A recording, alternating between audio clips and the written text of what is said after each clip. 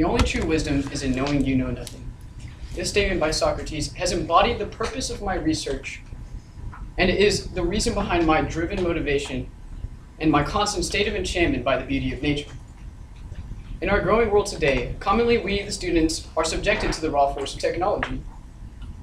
Now, this perspective is good in terms of our economy and our overall way of life, but there has also been yet another blight created by this disparity. That disparity being the overwhelming amount of people joining a career that is orientated towards improving the well-being of our tech-savvy society, opposed to actually improving the well-being of the agricultural and natural aspects of our country. Although this is the norm in our present-day society, I am more than glad to be against the gradient, so that I can at least help the world and help the agricultural world from staying out of its stagnant pool, and actually be able to implement the technologies that we use every day into the food that arrives in our grocery stores and ultimately onto our tables. So with that, I would like to first ask you guys a question. Do any of you guys know what hydroponics is? And could I have a raise of hands of how many of you guys know what it is? Thanks, Avinash, I appreciate it. So, for a Webster Dictionary version of what hydroponics is, basically, it is a subset of hydroculture and is a method of growing plants using mineral nutrient solutions in water without soil.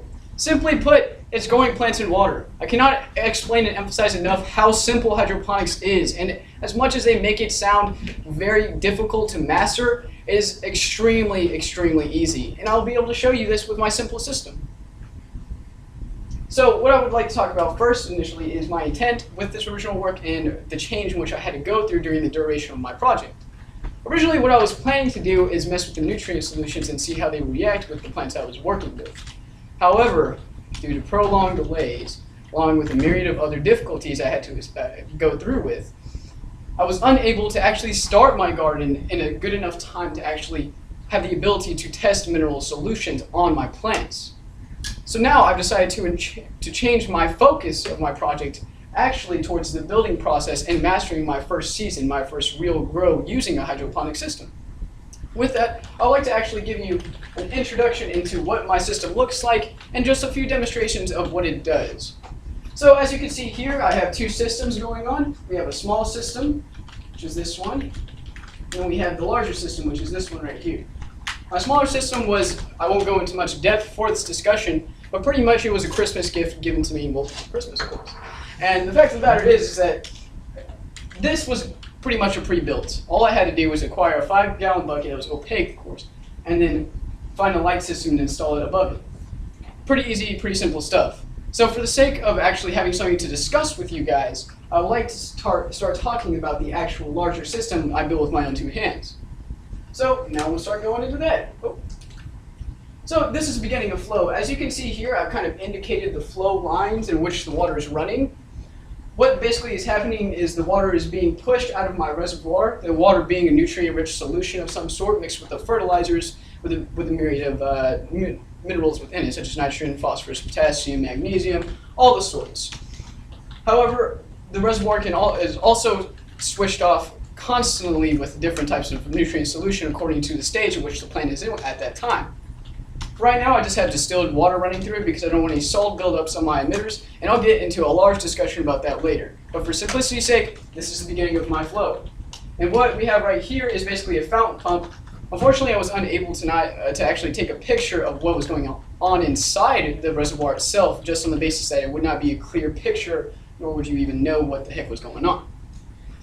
What's happening simply is a fountain pump that's spraying approximately 150 to 300 gallons per hour of water is pumping all of this water, all this liquid, up into this little PVC pipe. This PVC pipe thus travels the water into this little pressure gauge right here. I have this pressure gauge installed simply for the fact, well, it's regulating pressure. If you know what a gauge is, I'm pretty sure you can make sense of what's going on. So the pressure gauge is made to regulate pressure. Then, after the pressure regulator, I have what is called a quick connect hose set. If you don't know what a quick connect hose set, I can give you just a simple little example of what it is. When you have a hose and you need to detach it really quickly, this is what you simply use. It's basically just a pull-out socket, and the reason I implemented it into my design is it actually gives me a really, I guess, adaptable way to getting the water out of my system. So for example, instead of actually lifting up my reservoir and having to move the entire system itself, all I would have to do is just unconnect the quick connect set, then turn around the main line right here, and I could just spray all that water back into a bucket or any other device I'm using to hold the water in. Then all I would have to do is just switch the water out by filling the reservoir back up with any nutrient solution which I would need. So after that, in a quick connect set, it goes through a bar piece, which is something like this. And if you guys want, you can pass it around and look at it if you like. There you go. So just a bar piece. I didn't use that bar piece for mine just because of the fact that it was too small. I didn't figure that out. That's also another reason why it costs so much, because, well, my stupidity. So, furthermore, what we're going into right now is once it attaches to the bar piece, we have the 1/2 inch irrigation tubing. It's irrigation tubing. You know what irrigation is, I would hope. What you do is you poke in holes in this little fancy irrigation tubing right here. What it will do is then you will attach what are called T-connectors to the irrigation tubing to what is a smaller type of irrigation tubing, which is the 1/4 inch. The 1/4 inch basically opens up various pathways so that the water can travel into a multitude of pathways so that it can actually reach the pots. I also wanted to indicate a few other things on this photo just for explaining what is all in my actual setup. So right here we have the thermometer. This basically gives me the high and low of the temperature of my room as well as the high and lows of the humidities as well. Also with that, I have the PVC rack. This is where I'm basically holding the majority of my plants in the holding trays. Within the holding trays, I have these here as basically a second defense to water floods. And what will happen is if an emitter busts or breaks or anything of that sort and the water starts pouring out while I'm not at home, well, these handy little devices will catch it for me, saving me time and a mess. So I'd like to go to the third step about this. Right here is what I call the pot flow. Pot flow basically is just getting the 1/4 inch irrigation tubing, putting that into this soilless-like medium. The medium I'm using for my grow system is what is called Hydroponics. Basically, it's inert clay pellets. And I like them a lot because they don't really add anything to the water, as well as the fact that they're very, very cheap. Also, I indicated just how large these pots I was working with are. They're not very large, about 6 inches in diameter. So as you can tell, my system isn't as huge as I would like it to be. However, it is good enough to work with. Finally, the return flow, basically, which is this little piece right here, what it's doing as the water goes into the hydrotone and through the rocks, or not the rocks, but the clay pellets, what will happen is, well, it needs somewhere to go or the roots are going to drown and die. This is what this is doing. It's basically funneling water from the pots themselves and siphoning it back into the reservoir. So you can think of the hydro system almost as a perpetual circle of water flow, as a kind of eco-friendly way about not wasting as much water and actually paying attention and being just aware of water conservation efforts. So a little bit about the extra materials I use as well. This is what I call a pin timer. I bought one of these at Lowe's for about $5. They don't cost a lot, but they're really handy in the fact that they regulate how much water is getting pushed through my system during the day. As I said beforehand, I use the pressure gauge as well as to regulate the pressure within the actual fountain pump and what water is being pushed. What this does basically is allows it to water for so and so periods of time. I have it right now as a basically on and off type of setting where it's watering 30-minute intervals during the duration of the entire day. So for the complete 24 hours, you can just imagine every hour is being watered for 30 minutes. Then I have my digital timer right here. Once again, another fact of my stupidity that I would like to show you guys is that in my digital timer, it has 16 programs I can set, but it does not have the ability to go into each hour. So when I bought this timer thinking that I could use it for all of the purposes whatsoever, I was unable to, and so now I have 2 timers, which again, just another example of what goes wrong. The digital timer is basically set up to my light, and this gives a 16-hour light period. I really like having 16 hours of light just because it keeps this plants in a good good vegetative state and keeps them always producing a lot of green, lush foliage. Likewise, I would like to discuss the lamps I use. I use a CFL clamp lamp, rhyme not intentional, and what basically it does is it's a clamp lamp. It's really versatile. You put it anywhere. It's just good to be awesome. And so what the CFL clamp lamp also has is a CFL bulb. What I like a lot about these bulbs, once again, is just another aspect of the eco-friendly type of deal I was going for within making my hydroponic system. These are 2700 Kelvin, I believe, soft white light bulbs. And what they do is they basically mimic early spring light. It's good for plants that are really about growing luscious foliage, as I said earlier, and just for producing more green. So now I would like to talk about the experience of actually having to build the system. And I would like to tell you that the biggest thing I think I got out of this was the evaluation of actually having the ability to design a garden. I was able to find my stance in where I was heading with this garden, as well as how much knowledge I have on building said layouts and whatnot. So after evaluating that, I also had conceived the idea that my system can also be implemented into a larger scale type of operation. So for example, if I was to add more plants, or if I was to maybe have a larger space to work with, I could use the same idea and the same general principles as I used in my original hydroponic garden and just switch it to something that is larger. Now, the biggest matter of it, of course, is the fact that I've got more experience actually having applied my horticultural skills and knowledge. I think that when I enter college and I start beginning my life as a horticulturalist, that this will actually give me a foothold and possibly an advantage over my peers, just in the fact that I simply have more experience on actually having to do hands-on things. More experience giving me, as I said, more preparation for higher studies. Now, since I've just talked about the education, I would like to additionally talk about the knowledge I gained about the subject of hydroponics itself. The number one thing I did learn was this: cost analysis. If there's one thing that is true about hydroponics gardens, they will burn a fat hole in your wallet. No emphasis added. I'm just saying it will cost a lot. And by just actually having to build one of these systems and really understanding the magnitude of the cost in which I was putting this into, I was able to really develop a good idea of what other prices and what other, I guess, labels what other purchases I would have to make to implement a larger type of system.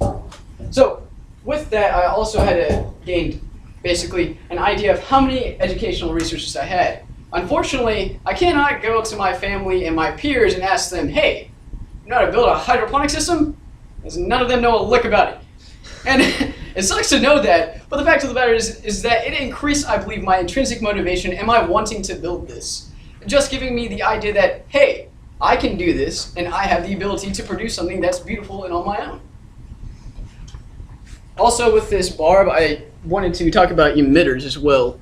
This is just a sprinkler emitter. It has a 5 to 7 foot radius. I use these on the tips of my 1/4 inch irrigation, and I only am using these for half the pots because this is once again an experiment trial.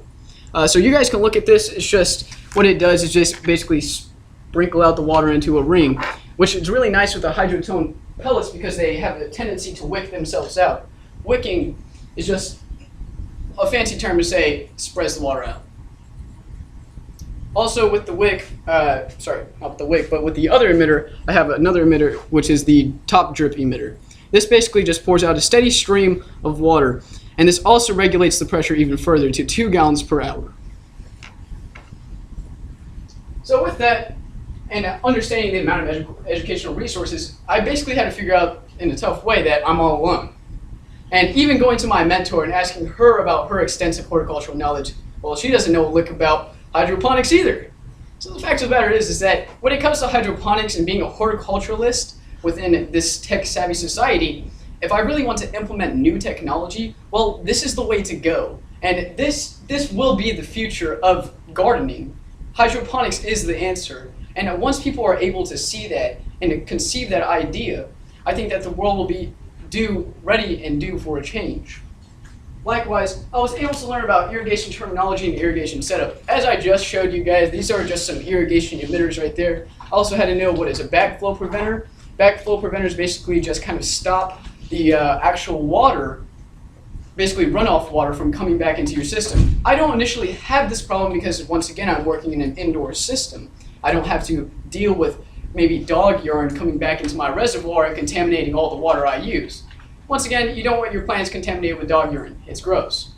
Anyway, also about the pressure, and talking about pressure and what's going on in that system, I had to learn a few equations, and for simplicity's sake, I'm not going to go into any of this physics stuff, but I had to learn about dynamic water pressure. It is a huge thing when coming to irrigation. I cannot express it enough, but if you really want to have successful irrigation that can spread into large distances, dynamic water pressure is the way to go. pH issues and balancing. pH issues, commonly just finding the ideal pH range, which is between a 6.5 and a 7.0 pH. If you exceed this amount in any sort of way, you risk fertilization burn onto your plants, or what could be known as root lock, which basically stops your roots from taking anything in whatsoever and essentially just kills your plant instantaneously.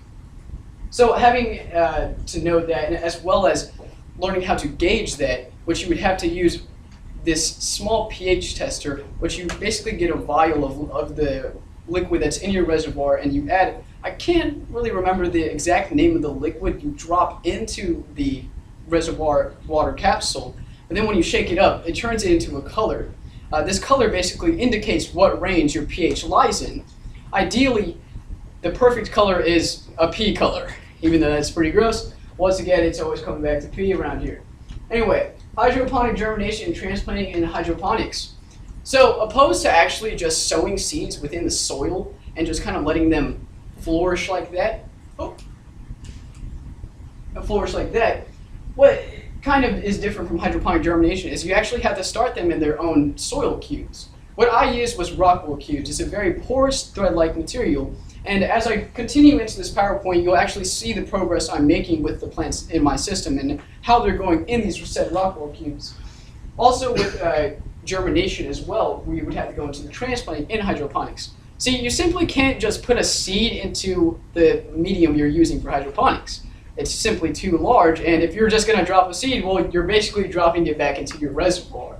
You're going to drown your seed, effectively killing your plant and just kind of destroying the entire garden.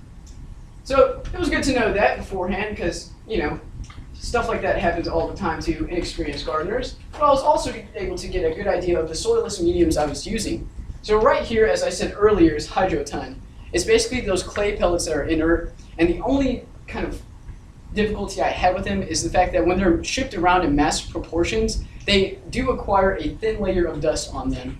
This dust you have to wash out, because if you don't, you just let the reservoir, if you just let the water run through your system pretty much, the clay pellets will saturate it with this dust. And I had to experience that firsthand. I had to clean out my entire system just because of these clay pellets. This one right here in the middle, this is called perlite. Perlite is just a very styrofoam-like material. It is composed of somewhat rock and somewhat styrofoam. The only problem with these things is the fact that it's not inert, and it does change the pH a significant amount. So it's good in small quantities, but it's not advisable to use for the entire system. Finally, the last one I'd like to talk about is coarse sand. Of course, this is the sand you find at the beaches and just a really easy thing to acquire. However, the only problem with it is the fact that it's coarse, as I said. And if you're going to put this in your reservoir, be prepared for all of that stuff just to sink back into it, because that's exactly where it's going to go. So now I'd like to talk about my goals. And just to give you guys an idea of what I'm aiming for the future, I didn't list any of my long-term goals, however, but I listed the ones in which I want to achieve before I enter my first year of college. So first off, I would like to finish the Master Gardener Handbook. And just to give you an idea of how large this guy is, this is the Master Gardener Handbook. Okay, this is like the Bible of gardeners, and it's amazing. It's an amazing little book, and I got it actually from my first mentor visit from the president of the Collin County Master Gardener Association. He gave it to me as a gift, and so I really do cherish this book in the fact that it supplies me with all this knowledge in the area of horticulture. I'm slowly progressing it, as you can see. I do have my little chapter rulebook thing, if you can see it, but pretty much it's a super dry read, so if you're going to actually read this book, and if any of you guys are interested in reading it, just be prepared to drink a fat cup of coffee with it. Likewise, my second biggest goal is to win state for academic decathlon. Shout out to Larry. And pretty much that's just because this is my last year doing it, and if I'm actually going to look back upon my days within high school and be like, hey, I actually did something cool. Well, it'd be nice to be like, hey, I won the state for academic decathlon. Another, kind of more generic one is working on eating healthy every day. I already kind of do that, so that's kind of just an ongoing thing. Pretty boring, but the norm. So then I also joined the Frisco Garden Club. Once again, it takes money to join these clubs. It's kind of ridiculous. I don't understand why I can't just be like, hey, look at my garden. It's pretty awesome. You should just let me in for that.